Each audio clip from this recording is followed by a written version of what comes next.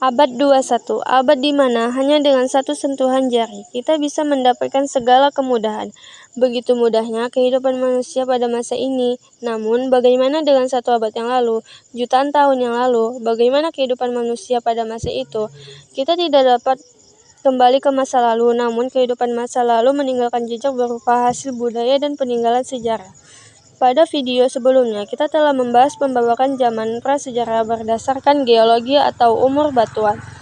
Pada video kali ini, kita akan tengok pembawakan zaman prasejarah atau praaksara berdasarkan teori arkeologi atau berdasarkan peninggalan sejarahnya. Thomson, seorang ahli sejarah asal Denmark, membagi zaman prasejarah di Indonesia ke dalam 3 zaman.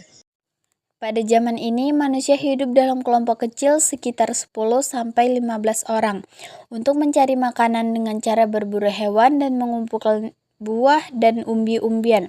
Manusia pada zaman Paleolitikum hidup secara nomaden atau berpindah-pindah, sehingga mereka belum memiliki tempat tinggal yang tetap. Mereka berlindung dari alam dan binatang buas dengan tinggal di dalam gua.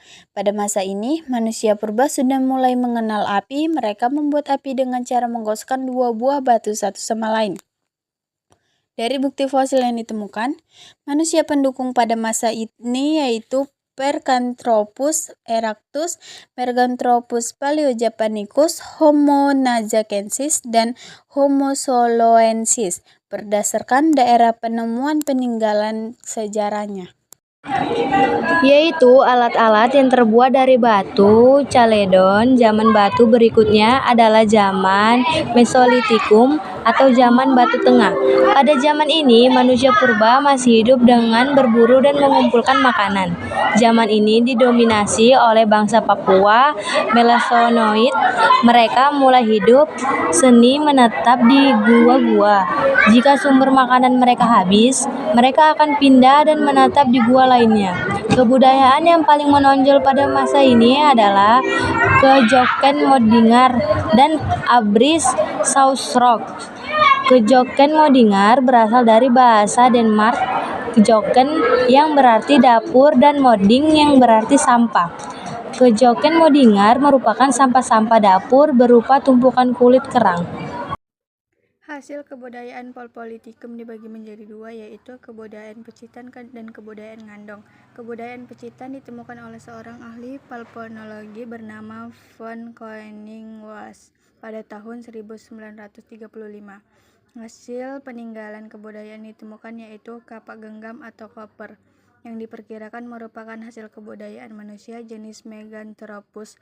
Begitu juga dengan kapak perimbas yang diperkirakan merupakan hasil kebudayaan manusia Pithecanthropus. Selain itu ditemukan juga alat serpi berupa potongan batu yang masih kasar. Kebudayaan kedua yaitu kebudayaan Ngandong yang ditemukan di daerah Ngandong, Ngawi, Jawa Timur. Peninggalan yang ditemukan yaitu peralatan yang terbuat dari tulang dan tanduk rusa satu kapak genggam atau koper, yang diperkirakan merupakan hasil kebudayaan manusia jenis Meganthropus. Begitu juga dengan kapak perimbas yang diperkirakan merupakan hasil kebudayaan manusia Pithecanthropus. Selain itu ditemukan juga alat serpi berupa potongan batu yang masih kasar. Kebudayaan kedua yaitu kebudayaan Ngandong yang ditemukan di daerah Ngandong, Ngawi, Jawa Timur. Peninggalan yang ditemukan yaitu peralatan yang terbuat dari tulang dan tanduk rusa serta flavus. Kejoken Modingar ditemukan di sepanjang pantai Sumatera.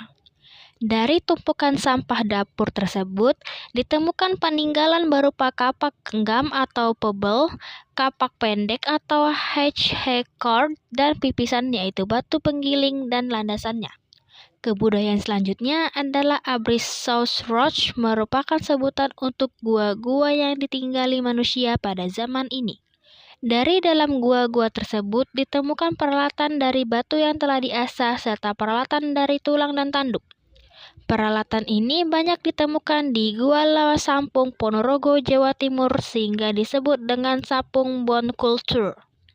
Hasil budaya lain yang menonjol pada zaman Mesolitikum yaitu lukisan yang berupa cap tangan yang diyakini sebagai bagian dari ritual agama dan dianggap memiliki kekuatan magis. Lukisan gua tersebut banyak ditemukan di Gua Leang-Leang, Sulawesi Selatan. Setelah melewati 2 zaman, kini kita beralih ke zaman ketiga di mana manusia sudah mengenal bercocok tanam, yaitu zaman Neolitikum atau zaman batu muda. Jenis manusia yang hidup pada zaman ini yaitu Homo sapiens, ras Mongoloid, dan Australopithecus. Mereka sudah tidak lagi berpindah-pindah dan mulai hidup menetap. Mereka masih melakukan perburuan, namun sudah bisa menghasilkan bahan makanan sendiri dengan cara bercocok tanam. Dari peninggalan yang ditemukan, diketahui bahwa pembuatan alat pada zaman ini sudah lebih halus dan disesuaikan dengan fungsinya. Hasil budaya atau peninggalan yang paling yaitu lapak lonjong yang ditemukan di Indonesia bagian timur seperti Minahasa dan Papua, serta kapak persegi yang ditemukan di Indonesia bagian barat seperti Sumatera, Jawa, dan Bali. Terima kasih. Kebudayaan ini diperkirakan berkembang dari zaman Neolitikum hingga zaman Perunggu. Pada zaman ini, manusia membuat berbagai bangunan batu untuk kepentingan upacara keragaman dan mengubur jenazah. Tidak hanya peralatan dari buku, manusia mulai biasa membuat peralatan dari logam. Hal itulah yang mengubur jenazah. Tidak hanya peralatan dari buku, manusia mulai biasa membuat peralatan dari logam. Hal itulah yang menjadi awal dimulainya zaman logam yang disebut juga sebagai zaman perundingan. Pada zaman ini manusia purba sudah mulai mengenal teknologi dan pertukangan dengan membuat peralatan yang sesuai dengan kebutuhan hidup. Zaman logam sendirinya terbagi ke dalam 3 zaman, yaitu zaman tembaga, zaman perunggu, dan zaman besi. Zaman tembaga merupakan masa awal manusia mengenal logam. Indonesia diperkirakan tidak terpengaruh dengan zaman tembaga karena sampai sekarang belum ada penemuan peninggalan sejarah dari zaman tembaga di Indonesia. Zaman logam yang pertama berlangsung di Indonesia yaitu zaman perunggu. Von Heine Goldern, seorang ahli prasejarah dari Austria, menyatakan bahwa kebudayaan Megalitikum menyebar ke Indonesia melalui 2 gelombang. Gelombang pertama, Megalitikum tua, berlangsung pada tahun 2500 sampai 1500 sebelum Masehi. Menyebar ke Indonesia pada zaman Neolitikum, bangunan peninggalan dari masa ini yaitu menhir, punden berunda, serta arca statis. Gelombang kedua yaitu Megalitikum muda, berlangsung pada tahun 1000 sampai 10 sebelum Masehi dan menyebar pada zaman perunggu. Contoh bangunan megalitnya yaitu kubur batu, dolmen, waruga, sarkofagus, serta arca-arca dinamis. Seiring perkembangan zaman, manusia semakin terampil.